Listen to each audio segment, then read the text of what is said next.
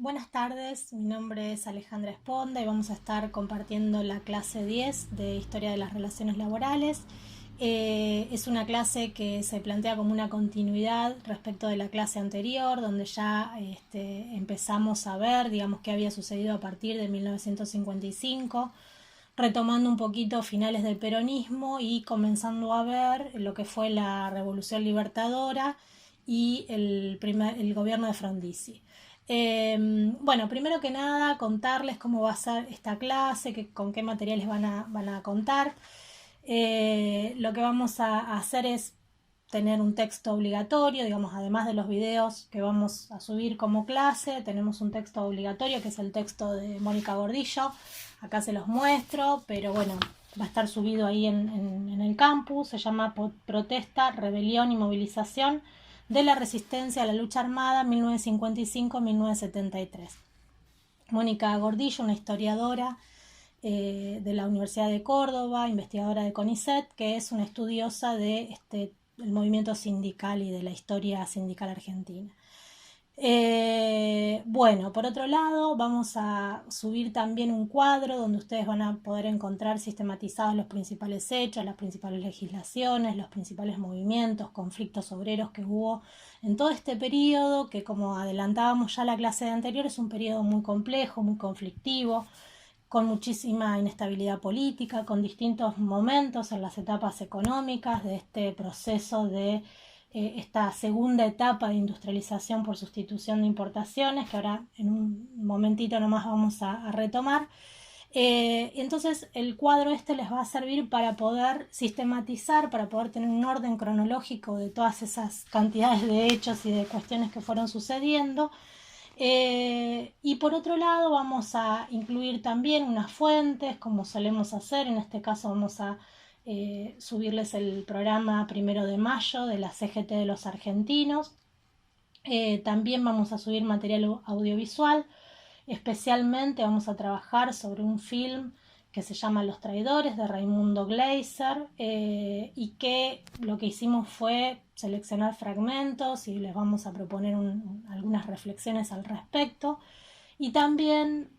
seguramente vamos a estar subiendo un audiovisual sobre el Cordobazo, que es un momento bisagra, un momento muy importante en cuanto a la movilización, a la organización obrera, también con alguna guía para que puedan ayudar, digamos, bueno, el análisis de los materiales propuestos. Así que bueno, esa va a ser la composición de la clase. Y bueno, ahora vamos a empezar, digo, antes de ir directamente a lo que es el texto de Mónica Gordillo y analizarlo, vamos a dar una presentación de la clase en función de no solamente lo que significa esta etapa, esta segunda etapa de industrialización por sustitución de importaciones en términos económicos, políticos y sindicales con respecto a la etapa anterior, sino también con respecto a lo que viene, que ya es a partir de 1976 se rompe, digamos, este modelo de industrialización, este patrón de industrialización, y se instala un nuevo patrón que tiene que ver con la valorización financiera, ¿no? Entonces este periodo que va del 55 al 76 es muy importante y desde la cátedra siempre tratamos de poder ir relacionando estas cuestiones digo, para poder comprender cómo fue el movimiento sindical, cómo fueron las luchas obreras, cómo se transformó la estructura sindical, etcétera, también es necesario poder verlo en relación con las cuestiones económicas, productivas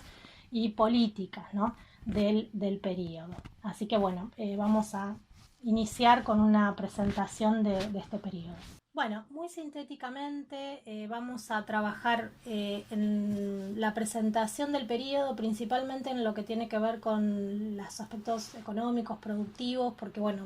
todo lo que tiene que ver con protesta, rebelión, movilización obrera y bueno, distintas tensiones que se dan entre las patronales, el Estado, el movimiento sindical, lo vamos a estar trabajando más profundamente con el texto de Gordillo. Bueno, vamos a tratar entonces de poder pensar en este momento algunas continuidades de algunas rupturas o transformaciones que se dieron específicamente en este pasaje, digamos, de una primera etapa de industrialización por sustitución de importaciones a la segunda etapa y sus características.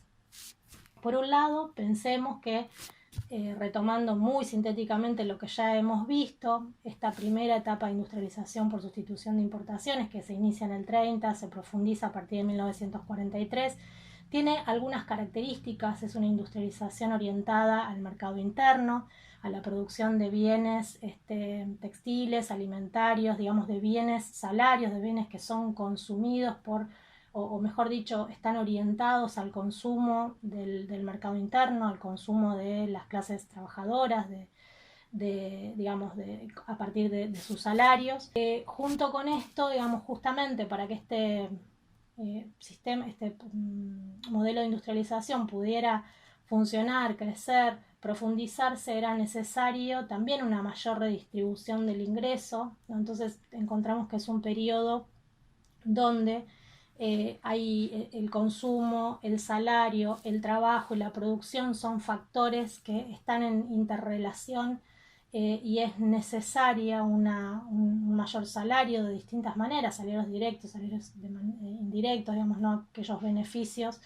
que se fueron también otorgando para lograr una mayor movilidad social ascendente, un mayor consumo interno, etcétera, ¿no? Por un lado esto, digamos, estas características son muy importantes de la primera ISI, pero también, digo, es muy importante poder retomar que fue un momento de grandes transformaciones en lo que es la estructura sindical. Esto también lo fuimos viendo, que se tendió, digamos, a un modelo de relaciones laborales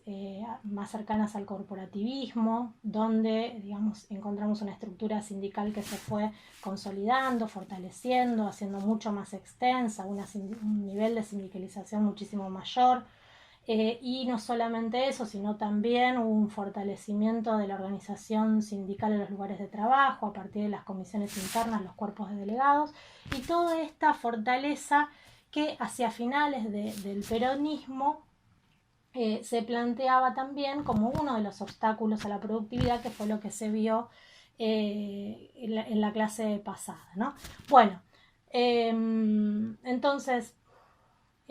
¿cómo entendemos este periodo, digamos, conflictivo, complejo, que comienza en 1955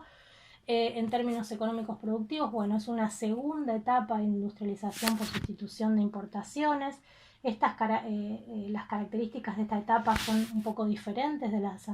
anterior. Es un momento de industrialización donde se profundiza la industria intermedia, la industria pesada. Esto también ya lo comentamos en la clase anterior, pero es importante en qué sentido, en que tenemos que poder pensar que hay una continuidad, que es la continuidad del patrón de acumulación de industrialización por sustitución de importaciones,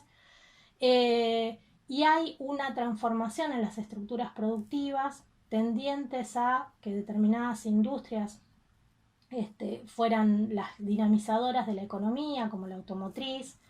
la metalúrgica, la química, de la mano de una fuerte presencia de capital extranjero. Y por otro lado, también es importante poder pensar que esta segunda etapa también tiene sus subetapas en términos económicos estrictamente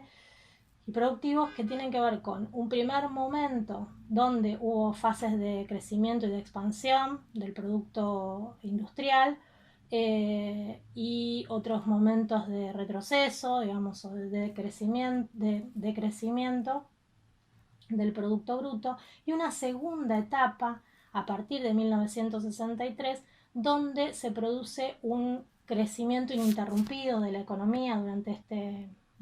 todos estos años, casi 11 años, hasta el 76, que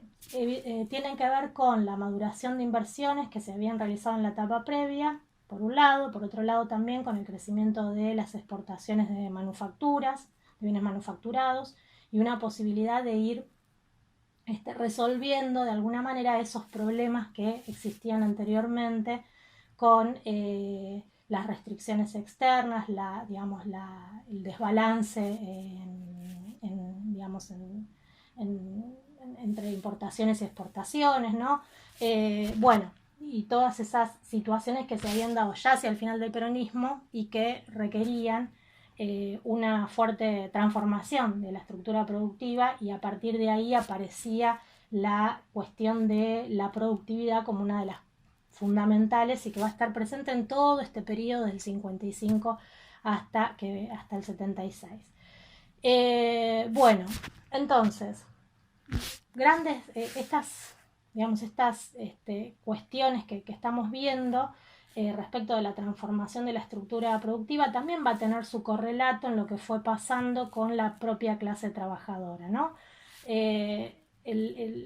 La Revolución Libertadora, Frondizi, digamos, los distintos gobiernos de esta etapa se encontraron con una estructura sindical fuerte,